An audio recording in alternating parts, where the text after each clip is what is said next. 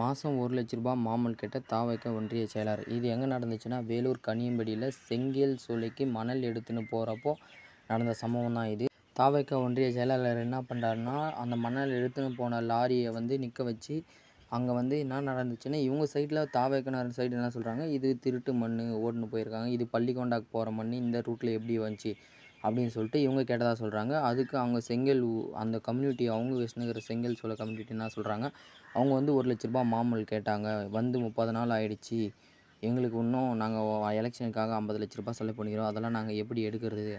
இதனால ரூ. 1,00,000 மாமூல் கேட்டுருக்காங்க. அதெல்லாம் நாங்கள் தர முடியாது அப்படின்னு சொல்கிறாங்க. இதில் எது உண்மைன்னு தெரில. இந்த பக்கம் பார்த்தா தாவைக்கனவர் ஏடிஎம்எஸ்ல கம்ப்ளைண்ட் பண்ணிக்கிறதா சொல்கிறாரு. ஆனால் எஸ்பி ஹாஸ்பிட்டலில் இப்போது கம்ப்ளைண்ட் பண்ணுறாரு. இந்த மாதிரி கனிம வள தடுக்கிறதுன்னு அவர் சைட்லேருந்து சொல்கிறாங்க. இந்த சைட்லேருந்து என்ன சொல்கிறாங்க, மாமூல் தான் கேட்டாங்க. எங்கிட்டையும் வீடியோ ஆதாரெலாம் இருக்குது, அது ரெக்கார்டெல்லாம் இருக்குது அப்படின்னு சொல்கிறாங்க. இது ரெண்டுத்தில் எது உண்மைன்னு தெரில.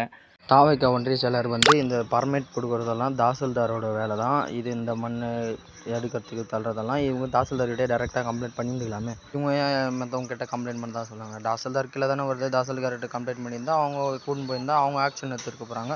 இல்லை இவங்க சொல்கிற மாதிரி திட்டு மணல் ஏற்றுனாங்களா, இல்லை அவங்க சொல்கிற மாதிரி லஞ்சம் கேட்குறாங்களா, என்ன கதைன்னு தெரில. உங்களோட கருத்து ஏதாவது இருந்தால் கமெண்ட்டில் சொல்லிட்டு போங்க.